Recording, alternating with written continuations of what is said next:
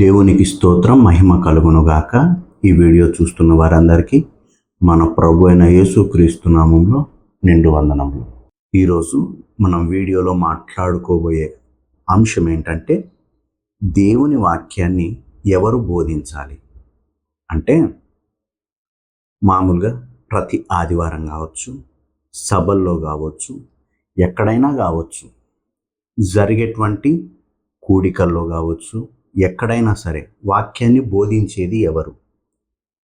దేవుడా? పరిశుద్ధాత్మ దేవుడా? లేకపోతే మనిషా? వాక్యాన్ని సంఘాలలో లేకపోతే బయట ఎక్కడైనా కావచ్చు బోధించేది ఎవరు అన్న విషయాన్ని ఈరోజు పరిశీలించడానికి దేవుడు నాకు ఇచ్చిన కృపను బట్టి దేవునికి కృతజ్ఞతాస్తుతులు చెల్లిస్తున్నాను. కొన్ని చోట్ల మనం పోస్టర్స్ చూస్తే, పెద్ద పెద్ద ఫ్లెక్సీస్లో చూస్తే అక్కడ మనకు కనబడుతుంది. ఏమని ఉంటుందంటే, ముఖ్య ప్రసంగికులు పరిశుద్ధాత్ముడు, ప్రసంగించేవారు పరిశుద్ధాత్మ దేవుడు అని చాలా చోట్ల, కొన్ని చోట్ల అలాంటి పోస్టర్స్ అనేటివి మనకు కనబడతాయి. కొన్ని చోట్ల ప్రసంగికులు పలానా వ్యక్తి, ప్రసంగికులు దైవజనులు పలానా వ్యక్తి అని కొన్ని చోట్ల వ్రాయబడి ఉంటుంది. ఇంతకు వాక్యాన్ని బోధించే వ్యక్తి ఎవరు? ఇక్కడ ఈ విషయాన్ని నేను 2 భాగాలుగా విభజిస్తున్నాను. అందులో మొదటిది, దేవుడు బోధించాలనా, పరిశుద్ధాత్మ దేవుడు బోధించాలనా, లేకపోతే మనుషులు బోధించాలనా అన్న విషయాలను, ఈ 2 విషయాలను పరిశీలించడానికి ప్రయత్నిద్దాం. రైట్? మొట్టమొదటిది, పరిశుద్ధాత్మ దేవుడు లేకపోతే దేవుడు బోధించాలనా అన్న విషయాన్ని పరిశీలిద్దాం. పరిశుద్ధాత్మ దేవుడే మనలో ఉండి వాక్యాన్ని బోధిస్తాడు అన్న విషయాన్ని చెప్పడానికి చాలామంది ఉపయోగించే రెఫరెన్స్లు ఏమంటే, మత్తయి సువార్త 10వ అధ్యాయము 19-20 వచనాలు. ఏముంటుందంటే, అందులో వారు మిమ్మును అప్పగించినప్పుడు ఏలాగు మాటలాడుదుము, ఏమి చెప్పుదుము అని చింతింపకుడి, మీరేమి చెప్పవలెనో అది ఆ గడియలోనే మీకు అనుగ్రహింపబడును. మీ తండ్రి ఆత్మ మీలో ఉండి మాటలాడుచున్నాడే గాని మాటలాడువారు మీరు కారు. ఈ విషయం చూస్తే ఇక్కడ కొన్ని సందర్భాలు కనపడుతున్నాయి. ఈ సందర్భంలో దేవుడు అంటున్న మాట, యేసు ప్రభుల వారు అంటున్న మాట ఏంటంటే, మీరు చింతించకండి, మీకేం కావాలనో ఆ ఇన్ఫర్మేషన్ దేవుడు ఆ టయానికి ఇస్తాడు. అది పరిశుద్ధాత్మ దేవుడు మీలో ఉండి మాట్లాడతాడు, మీరు భయపడకండి అన్నటువంటి సందర్భం ఇక్కడ కనపడుతుంది. ఈ సందర్భాన్ని బట్టి చాలామంది ఏమంటారంటే, మనలో ఉండి పరిశుద్ధాత్మ దేవుడు మాట్లాడతాడు. ఈ మాటను అడ్డు పెట్టుకొని మనలో ఉండి పరిశుద్ధాత్మ దేవుడు మాట్లాడతాడు కాబట్టి మనల్ని మనం పరిశుద్ధాత్మ దేవునికి అప్పచెప్పుకుంటే మనము ఎక్కడికి వెళ్ళి వాక్యాన్ని నేర్చుకోవాల్సిన అవసరం లేదు. రెండోది, మనలో ఉండి ఆయన మాట్లాడతాడు కాబట్టి అంతగా ప్రిపేర్ అవ్వాల్సిన అవసరం లేదు. ఎందుకంటే మనం వెళ్ళి అక్కడ నిలబడితే ఆయన వచ్చి మనలో ఉండి మాట్లాడేస్తాడు అని కొన్ని సందర్భాలు చెప్పే వ్యక్తులు ఉన్నారు. అయితే ఇది ఏ సందర్భంలో చెప్పబడింది? నిజంగా ఇక్కడున్న వాక్యము ఆ భావాన్ని ఇస్తుందా అన్న విషయాన్ని ఒకసారి పరిశీలన చేద్దాం. 10వ అధ్యాయంలో చూస్తే, దేవుడు 12 మంది శిష్యులను ఏర్పరచుకున్నాడు. మొదటి పారాగ్రాఫ్లో 12 మంది శిష్యుల పేర్లు రాశాడు. సెకండ్ పారాగ్రాఫ్లో ఈ 12 మందిని వారిని పంపుతూ ఏం చెప్పాడంటే, మీరు వెళ్ళి సువార్త ప్రకటించండి అని చెబుతూ, 3rd పారాగ్రాఫ్లో చూస్తే, మీరు ఇజ్రాయేలీల వారి యొద్దకే వెళ్ళండి, సమరయుల ఏ పట్టణంలోనైనాను ప్రవేశించొద్దు. రైట్? అక్కడికి వెళ్ళేటప్పుడు రోగులను స్వస్థపరచండి, చనిపోయిన వారిని లేపండి, కుష్ఠరోగులను శుద్ధులుగా చేయండి, దయ్యాలను వెళ్ళగొట్టుడి, మీరు ఉచితంగా పొందేతిరి కనుక ఉచితంగా ఇయ్యుడి అని చెప్పారు. బాగుంది. అయితే మీరు ఎక్కడైతే ఎవరింటికైతే వెళ్తారో ఆ ఇంట్లో వారే మీకు ఆతిథ్యం ఇస్తారు, వారి ఫలాన్ని వాళ్ళు పొందుకుంటారు. బాగుంది. అయితే ఇప్పుడు ఇన్స్ట్రక్షన్స్ ఇస్తున్నాడు దేవుడు. ఏమని చెప్తున్నా అంటే, నేను మిమ్మల్ని మనుషుల మధ్యకి పంపుతున్నాను. ఆ మనుషులు ఎలాంటి వాళ్ళు అంటే, తోడేళ్ళ లాంటి వారు. వారి మధ్యన మీరు జాగ్రత్తగా ఉండండి. వారు ఏం చేస్తారంటే, 18వ వచనం చూస్తే, వీరికిని అన్యజనులకును సాక్షార్థమై నా నిమిత్తము మీరు అధిపతుల యొద్దకును రాజుల యొద్దకును తేబడుదురు. రైట్? మీరు బయటికి సువార్త ప్రకటించడానికి వెళ్తారు కదా, వెళ్ళినప్పుడు వాళ్ళు మిమ్మల్ని విభేదిస్తారు, మీతో ఏకీభవించక మిమ్మల్ని ఏం చేస్తారంటే రాజుల యొద్దకి, సమాజ మందిరాల్లో మిమ్మల్ని నిలబెడతారు. నిలబెట్టి వారు మిమ్మల్ని అప్పగిస్తారు. అప్పగించి ఏం చేస్తారు? 23వ వచనంలో చూస్తే, వారు ఈ పట్టణంలో మిమ్మును హింసించినప్పుడు మరి ఒక పట్టణానికి పారిపోవుడి. మనుష్య కుమారుడు, ఓహో అంటే ఆ పట్టణాల్లో హింస కలుగుతుంది, మిమ్మల్ని ఇబ్బంది పెట్టేవారు ఉన్నారు, మిమ్మల్ని శ్రమ పెడతారు. మీరు ఎక్కడికైతే స్వార్థకి వెళ్తారో మిమ్మల్ని అక్కడ శ్రమ పెడతారు, సమాజ మందిరాల్లోకి ఈడుస్తారు అని చెప్పడం జరుగుతుంది. ఆ సందర్భాల్లో మీరు భయపడకండి, పరిశుద్ధాత్మ దేవుడు మీకు సహాయం చేస్తాడు అని చెబుతున్నటువంటి సందర్భం. ఉదాహరణకు, ఎప్పుడైనా మనం బయటికి వెళ్ళి స్వార్థ ప్రకటించడానికి వెళ్ళామనుకో, ఏం జరుగుతుందంటే వాళ్ళు మన స్వార్థను విభేదించి మనల్ని ఎక్కడ పడితే అక్కడ వాళ్ళ సమాజ మందిరాలు కావచ్చు, లేకపోతే వాళ్ళ రచ్చబండల దాకా మనల్ని తీసుకొని వెళ్తారు. తీసుకెళ్ళి ఇది మీది తప్పు, ఇలా స్వార్థ చేయకూడదు అన్నటువంటి సందర్భాలు మనకు కనబడతాయి. మొట్టమొదటిగా మేము కూడా రక్షణ పొందిన దినాల్లో చాలామంది వచ్చి మా ఇంటి దగ్గర వచ్చి కూర్చున్నారు. కూర్చొని వాళ్ళు ఏం చేశారంటే, మనకి ఇంతమంది దేవుళ్ళు ఉండగా మళ్ళీ ఇంకొక దేవుడు మనకు అవసరమా? వద్దు, ఆ దేవుడిని తీసుకొచ్చి ఊరి మధ్యలో పెట్టడం అవసరం లేదు, కాబట్టి నీవు ఇవన్నీ మానుకొని మన దేవుళ్ళను పూజించు అని చెప్పడానికి ఇంటి ముందర ఓ 10 మంది కూర్చున్నారు. ఆ కాలంలోనే కూర్చునేవారు. నెక్స్ట్ ఒక్కొక్కరు ఇంటికి వచ్చేవాళ్ళు. ఇంటికి వచ్చి ఎందుకు మీరు అవి తీసేశారు, ఇవి తీసేశారు, తెల్ల బట్టలు వేసుకుంటున్నారు, ముండమోపుల్లా ఉన్నారు, ఇలా పలుమార్లు తిట్టే వాళ్ళు ఉన్నారు, లేకపోతే దూషించే వాళ్ళు ఉన్నారు, నోటికి వచ్చినట్టు మాట్లాడే వాళ్ళు ఉన్నారు, తక్కువ చేసి మాట్లాడే వాళ్ళు ఉన్నారు, దేవుణ్ణి దూషించే వాళ్ళు ఉన్నారు. ఇలాంటి పరిస్థితులు మీరు దేవుని కొరకు బ్రతికేటప్పుడు మీకు వస్తాయి. అలాంటి పరిస్థితుల్లో మీరు భయపడకండి, పరిశుద్ధాత్మ దేవుడు మీకు సహాయం చేస్తాడు అని చెప్పిన సందర్భము ఈ సందర్భం. అయితే యేసు ప్రభుల వారు సువార్తకు పంపడానికంటే ముందు ఈ ఇన్స్ట్రక్షన్స్ ఇచ్చారు. ఇది ఎప్పుడు? మిమ్మల్ని రచ్చబండలకు లాగినప్పుడు, మిమ్మల్ని సమాజ మందిరాలకు తీసుకొని వచ్చినప్పుడు, పోలీసులు ఏట, అధికారులు ఏట, అలాంటి పరిస్థితుల్లో మీరున్నప్పుడు మీరు ఏం చేయాలంటే, మీరు పరిశుద్ధాత్మ దేవుని పైన ఆధారపడండి, ఆయన మీకు సహాయం చేస్తాడు అని చెప్పిన సందర్భంలోనిది ఈ మాట. రైట్. అయితే ఇది పరిశుద్ధాత్మ దేవుడే మనకు బోధిస్తాడు అని చెప్పిన సందర్భానికి తీసుకున్న రెఫరెన్స్కు సంబంధించినటువంటి భావం. రెండోది, దేవుడు ఏం చెప్పాడంటే, మనుషులకు సువార్తను అప్పగించాడు. మనకు మత్తయి సువార్త 28వ అధ్యాయం 19-20 వచనాలు ఏమున్నాయో ఒకసారి పరిశీలిద్దాం. కాబట్టి మీరు వెళ్ళి సమస్త జనులను శిష్యులుగా చేయుడి, తండ్రి యొక్కయు కుమారుని యొక్కయు పరిశుద్ధాత్మ నామంలోనికి వారికి బాప్తిస్మం ఇచ్చుచు, నేను మీకు ఏ ఏ సంగతులను ఆజ్ఞాపించితినో వాటన్నిటినీ గైకొనవలెనని వారికి బోధించుడి. ఎవరు బోధ చేయాల్సింది? ఇక్కడ బోధ చేయాల్సింది శిష్యులు, బోధ చేయాల్సింది మనుషులను వారిని బయటికి పంపించి వారికి దేవుడు బోధ నేర్పి పంపాడు. బోధ నేర్పి పంపిన తర్వాత శిష్యులు ఏం చేశారంటే, పరిశుద్ధాత్మ దేవుడు వారి మీదకి వచ్చిన తర్వాత నెక్స్ట్ ఏం చేశారు? వాళ్ళు బయటికి వెళ్ళి సువార్త ప్రకటించడం స్టార్ట్ చేశారు. అపోస్తుల కార్యం 2వ అధ్యాయంలో చూస్తే పేతురు గారు నిలబడి ఏం చేశారు? బోధ చేయగా అక్కడ 3000 మంది బ్యాప్టిజం తీసుకున్నారు. తర్వాత మరి ఒక సందర్భంలో అపోస్తుల కార్యం 7వ అధ్యాయంలో చూస్తే స్టెఫను గారు అందరి ఎదుట నిలవబడి దేవుని గురించిన సాక్ష్యాన్ని పంచుకుంటాడు, యేసు ప్రభుల వారి గొప్పతనాన్ని చెప్తాడు. అప్పుడు అతన్ని రాళ్ళు తీసుకుని కొట్టి చంపారు. ఆ తర్వాత ఫిలిప్ ఏం చేస్తాడంటే 8వ అధ్యాయం అపోస్తుల కార్యంలో చూస్తే అతడు సమరయ ప్రాంతానికి వెళ్ళి స్వార్థ ప్రకటిస్తాడు. ఆ స్వార్థను ప్రకటించగా విన్న వారందరూ ఏమవుతారు? బాప్తిజం తీసుకుంటారు, సమరయ పట్టణంలో ఉన్నవారు. తర్వాత అధ్యాయంలో చూస్తే ఈ ఫిలిప్ ఏం చేస్తాడంటే ఐథియోపియుని కలిసి అతనికి బ్యాప్టిజం ఇవ్వడం జరుగుతుంది. ఇక్కడ వాక్యాన్ని దేవుడు మనుషులకు అప్పచెప్పాడు.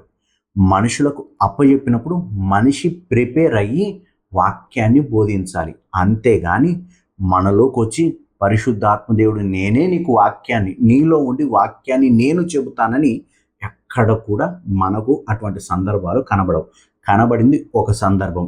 అది ఎప్పుడంటే మిమ్మల్ని ఈ సువార్త నిమిత్తము రచ్చబండలకు లాగినప్పుడు, పోలీసుల ఎదుటనో లేకపోతే పెద్ద పెద్ద అధికారుల ఎదుటకు వచ్చినప్పుడు ఆ సందర్భాల్లో నేను సహాయం చేస్తానని దేవుడు చెప్పాడే తప్ప మీరు వాక్యాన్ని చదువుకోవాల్సిన అవసరం లేదు, ప్రిపేర్ అవ్వాల్సిన అవసరం లేదు. మీరు ఊరికే వెళ్ళి అక్కడ పోయి నిలబడితే నీలో ఉండి నేను బోధిస్తాను అని ఏ సందర్భంలో కూడా దేవుని వాక్యము అలా చెప్పబడడం లేదు. చాలామంది ఏం చేస్తున్నారంటే మనం పోయి అక్కడ పోయి ప్రార్థన చేసుకొని నిలబడితే చాలు, ఆయన్నే మనలో ఉండి బోధిస్తాడు అని చెప్పేటువంటి మాటలు చాలా మనం వింటూ ఉన్నాం. కానీ అలాంటి సందర్భం దేవుని వాక్యంలో ఎక్కడా మనకు కనబడడం లేదు. అపోస్తలుడైనటువంటి పేతురు గారు 2వ అధ్యాయంలో బోధ చేస్తే 3,000 మంది బ్యాప్టిజం తీసుకున్నారు. తర్వాత స్టెఫన్ గారు బోధ చేశారు. తర్వాత సమరయ పట్టణానికి వెళ్ళి ఫిలిప్ గారు బోధ చేశారు. అదే ఫిలిప్ గారు ఎవరికి? ఐథియోపియన్కి నపుంసకునికి బ్యాప్టిజం ఇవ్వడం జరిగింది, బోధ చేసి దేవుని వాక్యాన్ని చెప్పి. కాబట్టి ఈ సందర్భాలన్నిటిలో పరిశుద్ధాత్మ దేవుడు నేనున్నాను, నువ్వు గమ్మునుండు, నువ్వు వెళ్ళిపో, నేను నీలో ఉండి మాట్లాడతాను అని చెప్పిన సందర్భం కాదు. మీరు ఫస్ట్ వాక్యాన్ని ప్రిపేర్ అవ్వండి, వాక్యాన్ని నేర్చుకోండి. నేర్చుకున్న తర్వాత నేర్చుకోవడానికి నేను మీకు వాక్యాన్ని, మీరు నేర్చుకోవడానికి నేను సహాయం చేస్తాను. మీరు నేర్చుకోవడానికి నేను మీకు జ్ఞానం ఇస్తాను. మీరు నేర్చుకోవడానికి, నేర్చుకున్నది అవునో కాదో అని మీరు పరిశీలన చేసుకోవడానికి పరిశుద్ధాత్మ దేవుడు సహాయపడతాడు. అంతేకాని మనం ఏదో పోయి నిలబడితే దేవుడు మనలో ఉండి వాక్యాన్ని బోధిస్తానని ఎక్కడా చెప్పలేదు. కావాలంటే ఇంకొన్ని వాక్య సందర్భాలను మనం పరిశీలన చేద్దాం. అపోస్తుడైన పౌలు తిమోతికి రాసినటువంటి 2వ పత్రికలో 2వ అధ్యాయంలో చెబుతూ 15వ వచనంలో ఒక మాట అంటాడు. ఏమంటాడంటే, దేవుని ఎదుట యోగ్యునిగాను, సిగ్గుపడనక్కర్లేని పనివానిగాను, సత్యవాక్యమును సరిగా విభజించువానిగాను నిన్ను నీవే దేవునికి కనబరుచుకుంటకు జాగ్రత్త పడుము. ఇక్కడ అపోస్తులైన పౌలు తిమోతి గారికి చెబుతూ ఏమంటున్నారు? నీవు వాక్యాన్ని కరెక్ట్గా డివైడ్ చేయి, సత్యవాక్యాన్ని ఎలా డివైడ్ చేయాలనో అలా డివైడ్ చేయి, అలా డివైడ్ చేయడానికి ప్రయత్నించు అంటున్నాడు. అలా కాకుండా పరిశుద్ధాత్మ దేవుడు నీలో ఉండి మాట్లాడతాడు, నువ్వు గమ్మునుండు లేకపోతే ప్రార్థన చేసుకో అని చెప్పలేదు. నువ్వు ప్రయాసపడాలి, మనము ప్రయాసపడాలి. మనం ప్రయాసపడమని దేవుడు చెబుతున్న మాట. నిన్ను నీవే దేవునికి కనబరుచుకోవడానికి జాగ్రత్త పడు. మనకు మనము జాగ్రత్త పడాలి. అదే 3వ అధ్యాయము 16వ వచనంలో చూస్తే, దైవజనుడు సన్నద్ధుడై ప్రతి సత్కార్యమునకు పూర్ణముగా సిద్ధపడి ఉండునట్లు దైవావేశము వలన కలిగిన ప్రతిలేఖం ఉపదేశించుటకు, ఖండించుటకు, తప్పుదిద్దుటకు, నీతియందు శిక్ష చేయుటకును ప్రయోజనకరమై ఉన్నది. సత్కార్యమునకు పూర్ణముగా సిద్ధపడి, ఎవరు సిద్ధపడాలి? దైవజనుడు. ఎవరైతే వాక్యాన్ని బోధించాలని అనుకుంటున్నారో ఆ వ్యక్తి మొదటగా సిద్ధపడాలి. లేదు, పరిశుద్ధాత్మ దేవుడు నీలో ఉండి బోధిస్తాడు, నువ్వు గమ్మునుండు అని ఇక్కడ పౌలు గారు తన ప్రియ కుమారుడైనటువంటి తిమోతి గారికి చెప్పడం లేదు. సిద్ధపడు, ప్రయాసపడు, వాక్యాన్ని సరిగా విభజించు, ఉపదేశించు, ఖండించు, బుద్ధి చెప్పుటకు, వీటన్నిటిలో నిన్ను నీవు దేవుని ఎదుట కనబరుచుకో అంటున్నాడు. ఇదే తిమోతి గారికి పత్రిక రాస్తూ మొదటి పత్రిక 4వ అధ్యాయం 11వ వచనంలో చూస్తే, ఈ సంగతులను ఆజ్ఞాపించి బోధించుము, నీ యవ్వనమును బట్టి ఎవడునూ నిన్ను తృణీకరింపనీయకుము గాని మాటలోను, ప్రవర్తనలోను, ప్రేమలోను, విశ్వాసములోను, పవిత్రతలోను విశ్వాసులకు మాదిరిగా ఉండుము. నేను వచ్చు వరకు చదువుటయందును, హెచ్చరించుటయందును, బోధించుటయందును జాగ్రత్తగా ఉండుము. ఏమని చెప్తున్నారు పౌలు గారు? నీవు బోధించడానికి సిద్ధపడు, అయితే ఎవడు కూడా నిన్ను తృణీకరించకుండా ఉన్నట్టు నీ బోధను నీవు కాపాడుకో. మాటలోను, ప్రవర్తనలోను, ప్రేమలోను, విశ్వాసంలోను, పవిత్రతలోను నిన్ను నీవు కాపాడుకో, మాదిరిగా ఉంచుకో. ఇవేవి కాదు, పరిశుద్ధాత్మ దేవుడు నీలో ఉండి బోధిస్తాడు, నువ్వు గమ్మునుండు అనేది ఇక్కడ చెప్పడం లేదు. కాబట్టి ప్రసంగించాల్సింది మనుష్యుడు. ఆ ప్రసంగించే ప్రసంగానికి సిద్ధపడడానికి జ్ఞానాన్ని ఇస్తాడు పరిశుద్ధాత్మ దేవుడు. అంతేగాని మనం వెళ్ళి నిలబడితే ఆయన మనలోకి వచ్చి ఆయన వాక్యాన్ని బోధిస్తాడు అన్న సందర్భాలు ఎక్కడా మనకు కనబడవు. రైట్. అంతేకాకుండా ఇదే తిమోతికి రాసినటువంటి 2వ పత్రిక 4వ అధ్యాయం 17వ వచనంలో చూస్తే, అయితే నా ద్వారా సువార్త పూర్ణముగా ప్రకటింపబడు నిమిత్తమును అన్యజనులందరూ దాన్ని విను నిమిత్తమును ప్రభువు నా ప్రక్క నిలిచి నన్ను బలపరచెను గనుక నేను సింహపు నోట నుండి తప్పింపబడి తిని. ఈయన సువార్తను ప్రకటించడానికి వెళ్ళాడంట.